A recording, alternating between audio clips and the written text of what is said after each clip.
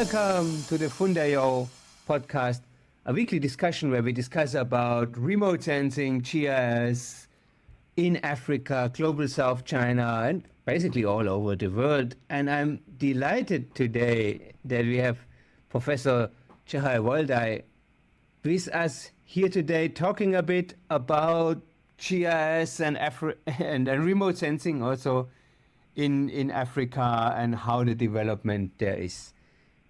So you spent many years now working in the field.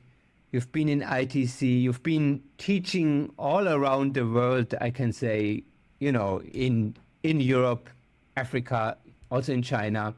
So tell us a bit, how did that come? How did you end up here? Very funny question, because the story is that I was, when I was a student doing my BSc, I met two very interesting people.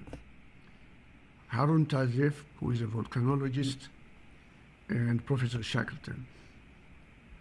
I was going every summer with them, and what I saw was that they always have a photo in front of them, two photos, and then they go like going left and right until they adjust it.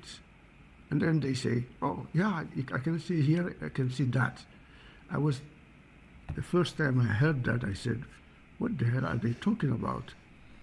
And then I tried to talk with Professor Shackleton, who told me, well, you can have a look at this and you can see the geology in 3 dimensions. Oh, very funny. It took me years, of course, to make something out of it, but that remained with me for a long time. So when I came to ITC, I chose it because I was supposed to go to another university in France, but I went to ITC, and then I met Professor Faute, who was leading the UN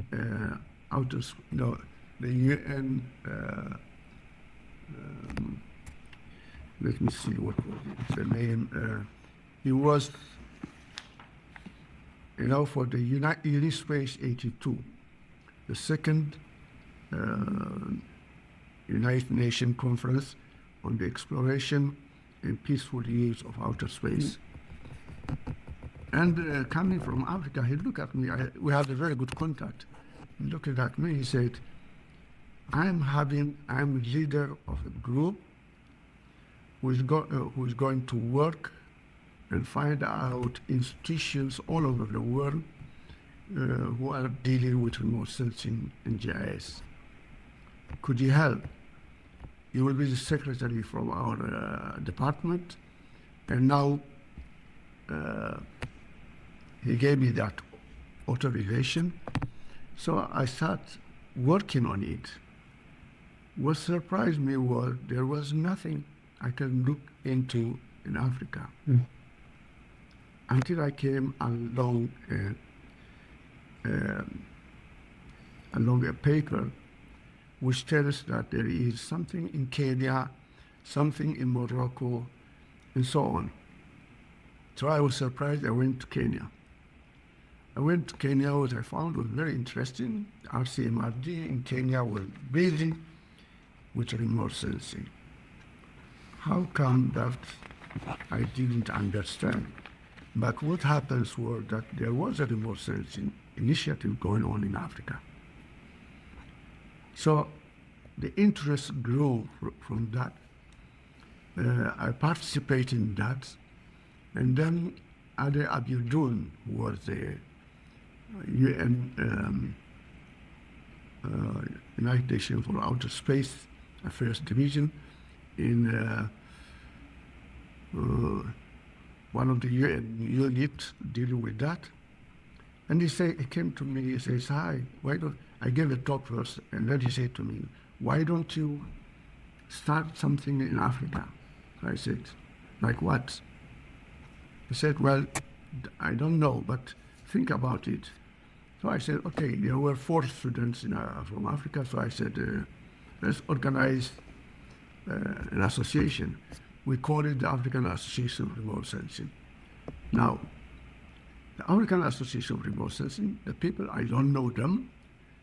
Anyway, they were from Kenya, Egypt, and many other places. But apparently, it went wrong because I never saw these people again.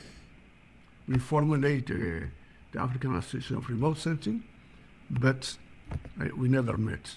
But I continued until 1982, when I was asked, 1992, sorry, when I was asked to come to the United States in Colorado. I connected, and Adi Abiodun was there. So he said, Tsehaie, can you give a talk? I said, okay. So I gave a talk about what the plan is. And immediately there were some people who got really interested and joined.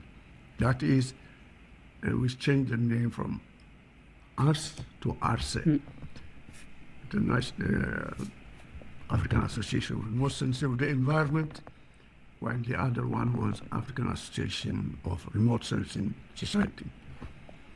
So that's how I came to deal with AARSE, and it was a very good organization until 1996, when we had a wonderful meeting for the first time, a conference. We are now 30 years old. I think in about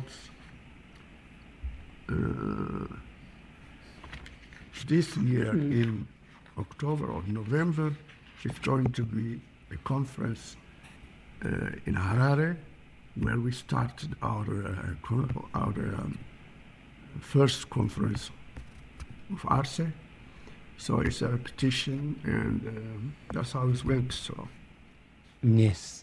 In a nutshell. Yes. Okay. So, but in 1992 or 1996, when you have the first conference, that's 30 years ago. That's a long time. So, how was the situation there in Africa? Was there a lot going on in remote sensing, or was there almost nothing going on? Well, not funny enough, actually, a lot of people don't know about this. In 1972, 1972 and 1987, the UN Economic Commission for Africa, UNECA, established 5 regional remote sensing centers. That is way before, I think, when even in Europe or somewhere else were no such hub. The one in Regional Center for Mapping and Resource Development, RCMRD, in Nairobi, Kenya. The second one was Regional Center for Remote Sensing of North African State, called Chrétien. The third was African Regional Center for Space Science and Technology Education in French language, which is called CRASTE/LF.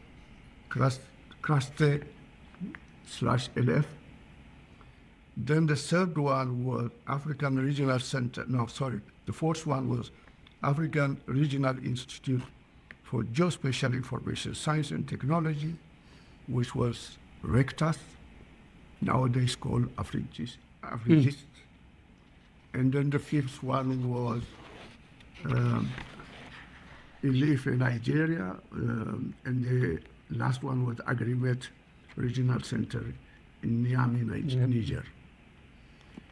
So the 5 institution has been there. It was not the beginning. When we started already there was some activity going in Africa. We didn't start it. It started by the UN Economic Commission for Africa. Well, every one of them had their own mandates. Some to look into the Earth observation, survey, and resource mapping, like Kenya.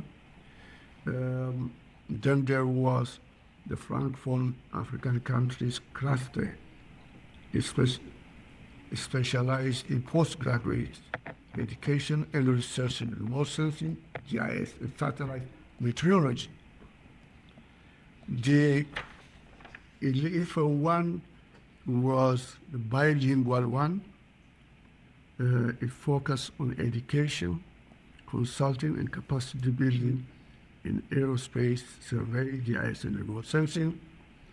The agreement was for drought control. So the 5 were there already. So we are not starting from AARSE, but they were there. Aside from that, there were many other institutions also. There was in Botswana the SADC Regional Remote Sensing Unit. In Burkina Faso, Centers SIG, Detection Ajaratu. Then we had in Chad Remote Sensing Unit, Lake Chad Basin Commission, and so on. There were many, something like 12 other institutions which came in between. So that's how the whole thing goes in Africa, but this is not known quite often. Yes, I did not know that, for example. Okay, I did not know that. Yes. Yeah, it is very, most people don't know, but it was among the first. Why they did it actually is not clear. I tried to find the document, but the UN Economic Commission for Africa thought at that moment it's necessary to have this institution. And they were very active because I attended a number of their workshops and so on. So that's how it went at that time.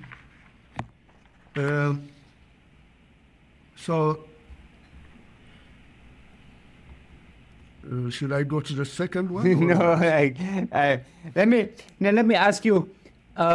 So, what did these institutions do then? So, for example, where did they get the data from? The data at that time was, the advantage which we had is that we have NASA always involved in these regional centers. You have the USGS, which is involved in this action. With all the institutions, there was one way or other a credit to be given to these two institutions. The EU was not as such at that moment, but most of the data that you can get from remote sensor data was from these two organizations.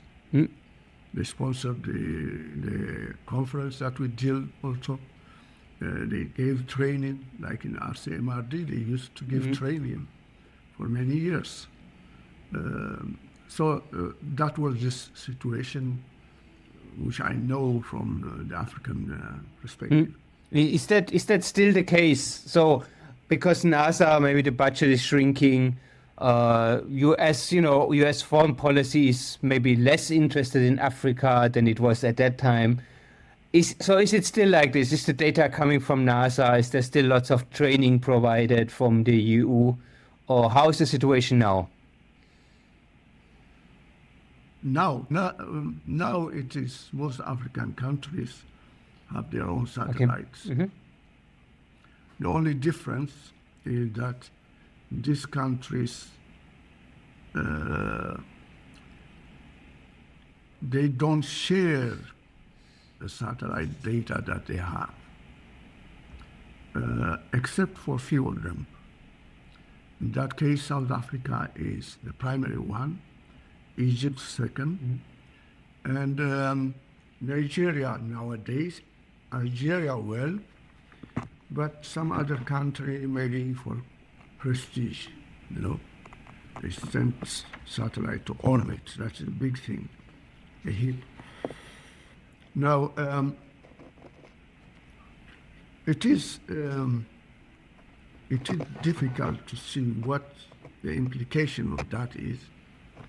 I try to sense it by taking some survey. But many of the students claim that they don't get the data. I think it's a similar situation which you have in China, perhaps. That's the complaint I hear in China, so the complaint you hear in Africa also. So nowadays they make use of Sentinel. Free satellites they can use. SNAP, another software which they can use. QGIS, which is free and they can use. Extensively they use it. Then you have got the ITC, one ILWIS, which has got 1 million license all over the world. So people use that, you know. And now S3 also. S3 has started offering, you know, the situation now, if you are a university, you buy the license for the whole university, and then everyone can use it within the university. S3 has got very good things in Africa. They give training, they stimulate people, and it has been very good case, but you have QGIS, which is equally the same, like for those who you want to use it. Apart from that, you know, we have to go to the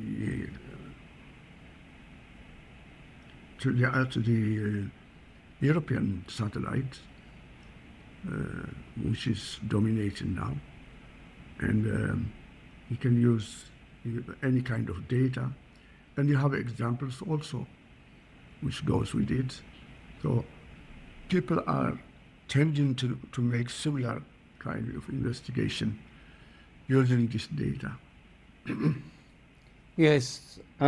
So do you think, like, if we look toward the future, do you think Africa needs to build more of its own satellites, or is it, you know, okay to use the data from others and, you know, maybe save the money on the satellites? What do you think? I think Africa is going for its own satellites. Now we have, let me see, I think from the point of view of Africa, there are 19 countries which have got their own satellite. They have been very engaged with this. 18 countries. I have to note that down. Let's see. The idea behind it is that these institutions make use of it, but in a different way. The satellite that they own, for example, yes. Now, if we take 69 satellites have been launched in Africa by 18 African countries. Yeah. And one Pan-African entity. 11 of those 69 satellites were launched by commercial entities. Could be Japan, or the European Union, or it is by different countries. China is one of those.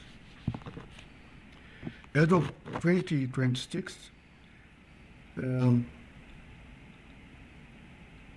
out of 54 countries in Africa, as I said, 18 African countries have satellites. And in this case, Egypt, Egypt leads 14 satellites, with 14 satellites, closely followed by South Africa, 12, South Africa 13, sorry. And then we have Nigeria, Algeria, and Morocco making up second tier with 7, 6, and 5. Kenya, Rwanda, Zimbabwe, Djibouti, Angola, and Ethiopia are gradually building their satellites. They have the first satellite already in orbit, and they are going for the second one. This is the trend. But Africa is composed of 54 countries. So if you look at it, it's very small. Okay? The second thing that is important, though, is with the coming of satellite comes prestige. With that prestige means that you have to keep it. So you have a number of space agencies nowadays, and those space agencies are pushing towards training and education. So they can send their personnel abroad, or they can have them in-house.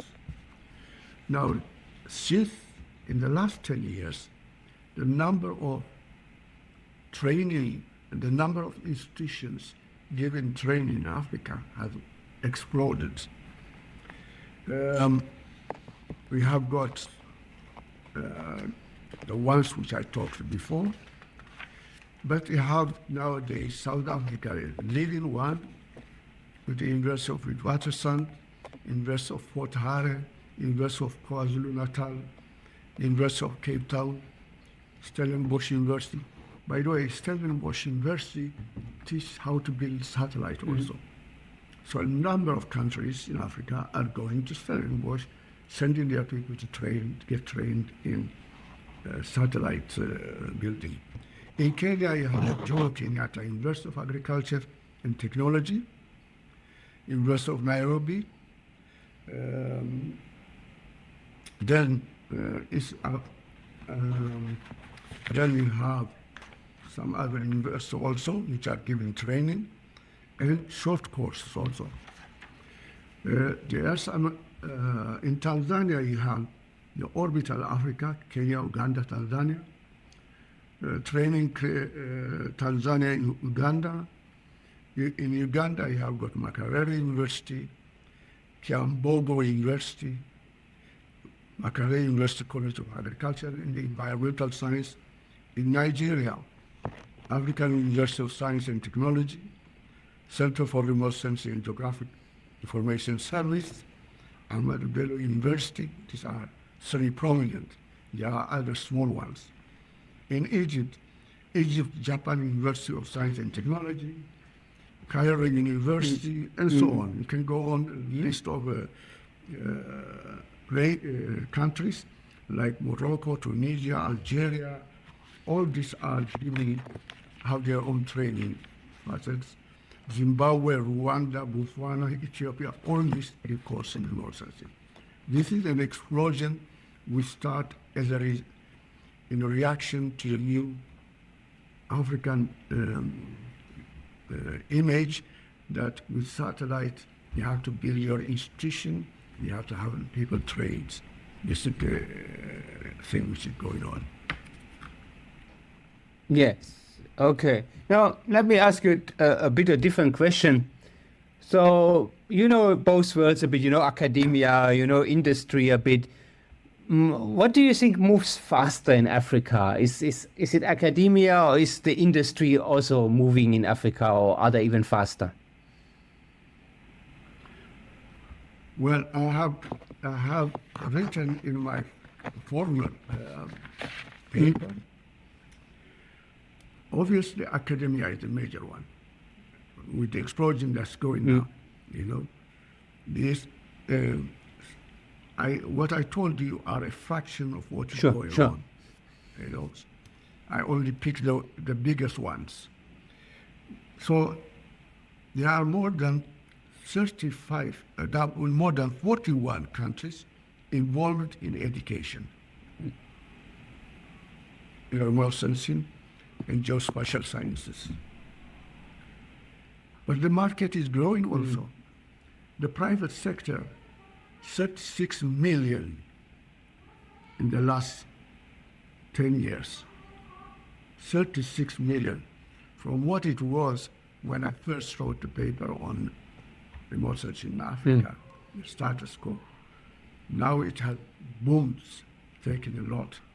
Now there's also a shift which is going on with AI. Yeah. But that is taken, involving the private sector, with giving courses in AI, because that's what the Africans want to make use of. So the three elements are there anyway. Yes, yes. The African market or the African, they could leapfrog ahead. Yes. Okay, how? I think so, yes. How would you see that? How? Yes. Well, education is a basis for all. So not basic education, but it could be advanced remote sensing. Don't forget nowadays, for example, I can give you a tip. Most, in my field, most geological maps in Africa were made during the Italian colony, the French colony, or whatever. Yeah. Or the Portuguese colony. Now, the last years, with support from the World Bank as well, with funds obtained from the World Bank, they are using remote sensing, the locals. They are working with institutions abroad. So this is getting a little bit, for an African who are motivated to go into this field, there's a market for it. See, that's why in short time, you have $6 million, which is coming from the last assessment that I gave out of my survey. This is twice almost, okay? So I think there is, the academia is, everywhere I see is more knowledgeable about remote sensing. Don't forget, AARSE, in its 30 years of involvement, has been very good in giving training, in bringing institutions from abroad and training, or from ITC, which has been a big impact. So, I mean, they have used it to capture, and all these people who were young, now they are well established, and they know the market, and they go for it. Yes. See? So it has opened a market. Give them another 10 years, I think I will see that there is a lot of change which is coming in Africa, I guess. Okay. You see, environmental thing, then Africans are, I suddenly saw last time, you know how many papers are coming in the international journals which you see nowadays? How much do you guess? I don't know. I don't know. Per year, from 3,000 to 6,000 publications. Good. And now we in AARSE are thinking of having our own Yes, journal. you should. Actually, you should, yes. Yeah. So I mean, this is the trend which is going. I think for us in AARSE it was very good because when we start as an organization, but we don't want to fail. So what we did was we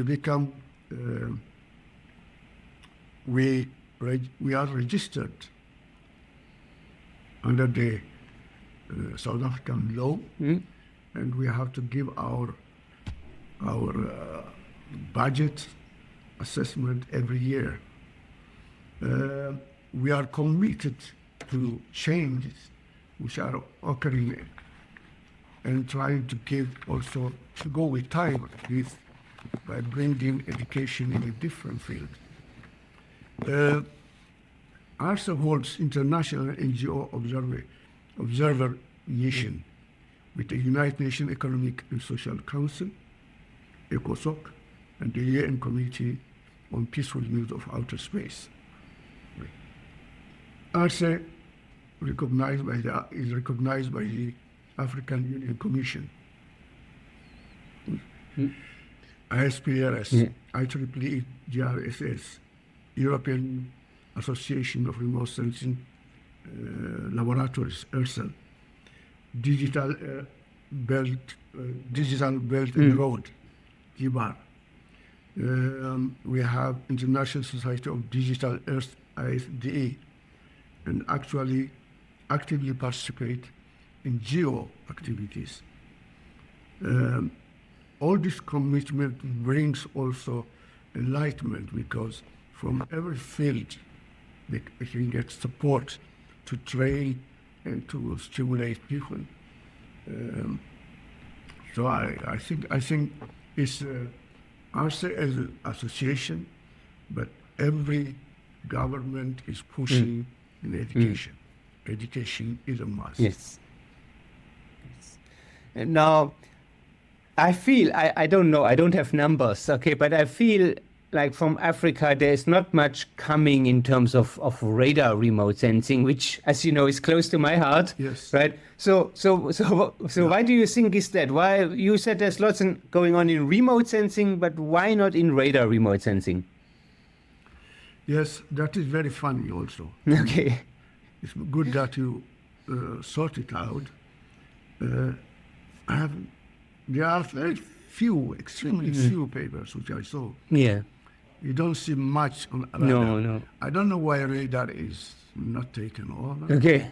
I have given radar interferometry in the past in Senegal and Nigeria also, but I don't know why. Okay. To tell you. Okay, you also don't know. It's a good line of thought. I also don't, like, I almost see nothing, right? I'm looking, and then, you know, from radar, I really don't see much. Yes. Yes, you're right. Okay. You also. When you pointed it, I just remember. Okay. Maybe we can ask them in the AARSE meeting in October. Maybe we see a bit, or maybe we find some researchers who are doing it, right? Yeah. Now the African, I'm not sure, but there is, for example, South Africa, the desire to go to AI. Yeah. Okay. And they are pushed by the government also to yeah. Yes, I see. To go into that. Okay. You are okay. Another 10 years. Maybe, yes. But I think you are right. It gave me an incentive actually to push it that way also, because there are many hazards which they can look into. Yes. You know? Yes. For example, I'm busy now with archaeological things, looking for archaeological how radar I can benefit from radar. There is another, the mining in Africa is a mining. Yeah. Mining and Africa goes together everywhere. Yeah. So you need to have interferometry and detailed radar studies. I think it's necessary. So it's about time we push it towards that also. I think I'm going to investigate what's going on in this area. All right. But the same also with LiDAR. Okay. LiDAR is another thing which I am, having LiDAR is always tricky because government keep it secret. Okay. But LiDAR is another thing which we have to push. And hyperspectral. I don't know why.